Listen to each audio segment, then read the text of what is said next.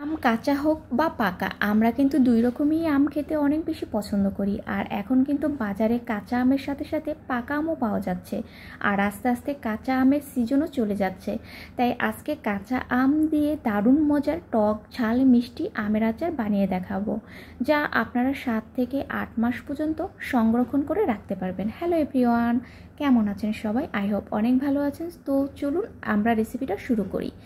প্রথমে আমি এখানে মাঝারি সাইজের 3টা আম নিয়ে নিয়েছি। আপনারা চাইলে কিন্তু আম আরও বেশি পরিমাণে নিয়ে নিতে পারেন।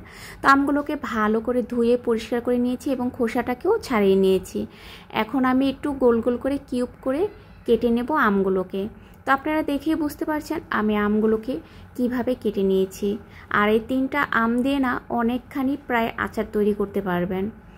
তো এখন আমগুলো কাটা হয়ে গেছে, আর আমের আচারের জন্য এখন আমি মশলাটাকে তৈরি করে নেব। তো আচারের জন্য যে সকল মশলাগুলো আমি নিয়ে নিয়েছি, এর মধ্যে শুকনো মরিচ, তারপরে হচ্ছে 1 চামচ পরিমাণে মৌরি, 1 চামচ পরিমাণে ধনে, আর হচ্ছে 1/2 চামচ পরিমাণে রাঁধুনি।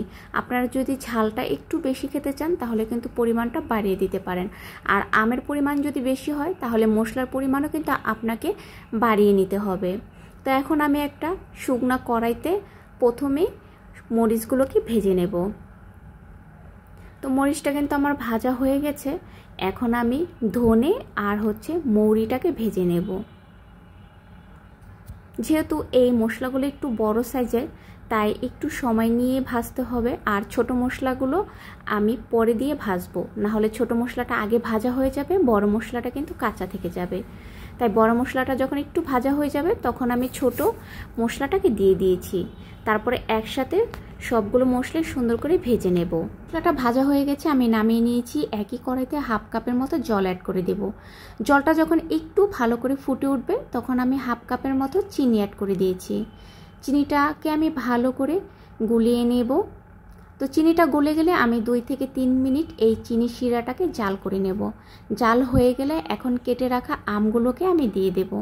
যদি আমগুলো একটু মিষ্টি হয় তাহলে চিনির পরিমাণটা একটু কম দিতে পারেন, আর যদি মনে হয় অনেক বেশি টক তাহলে কিন্তু চিনির পরিমাণটা বাড়িয়ে দিতে হবে। এখন এখানে আমি 1/2 চামচের মতো হলুদ গুঁড়ো দিয়ে দিলাম, আর দিয়ে দিলাম স্বাদ মতো লবণ। ফুটতে ফুটতে এদিকে আমি আমের আচারের মশলাটা শিলনোড়ায় বেটে নেব। তো মশলাটা বাটা হয়ে গেছে, আর এখানে আমটাও কিন্তু ফুটে গেছে, আর আম থেকে কিন্তু অনেকটাই টক জলও বেরিয়ে এসেছে।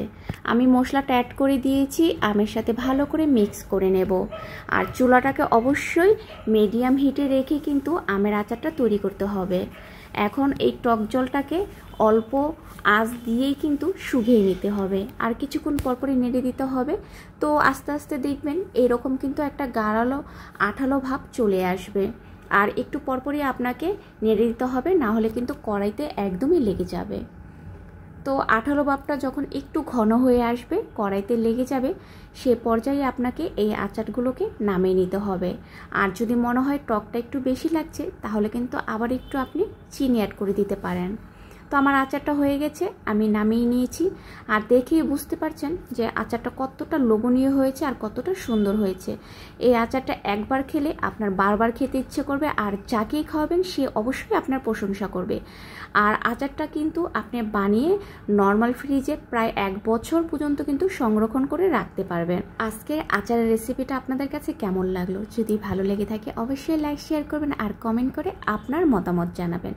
আর পরবর্তীতে এইরকম সুন্দর সুন্দর রেসিপি পাওয়ার জন্য অবশ্যই চ্যানেলটা সাবস্ক্রাইব করে পাশে থাকা বেল আইকনটাকে প্রেস করে দিন। সবাই ভালো থাকবেন।